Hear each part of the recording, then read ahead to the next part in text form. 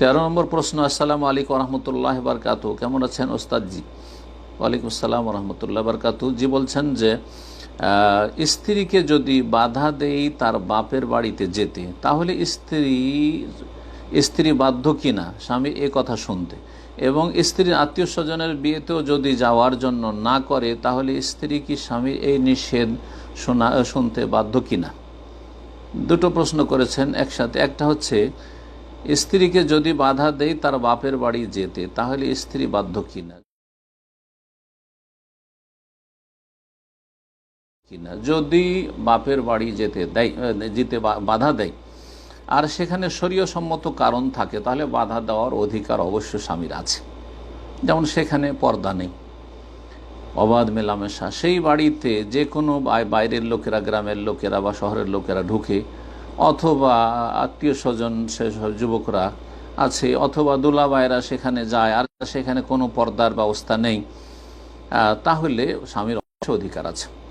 তারপর বাবা মায়ের সাথে সাক্ষাতের ক্ষেত্রে বিয়ের পরে যদি বলে যে এই সময় যাবে না, হ্যাঁ একেবারে বাপ মায়ের সাথে দেখা করতে দেবে এমন কথা না, এই সময় যাবে না, তাহলে সে বাধা মানতে হবে, বাধা অবশ্যই মানতে হবে। কারণ স্বামীর হক বিয়ের পরে বাবা মায়ের হকের চাইতে বেশি।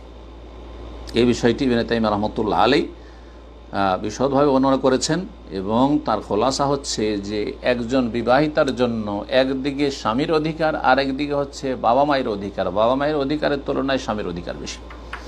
সুতরাং বাবা মা যদি এক আদেশ করে আর স্বামী অন্য আদেশ করে, তাহলে স্বামীর আদেশকে প্রাধান্য দিতে হবে। হ্যাঁ, সুতরাং যদি বাধা দেয় তাহলে এই বাধা মেনে নেওয়া উচিত বোনকে।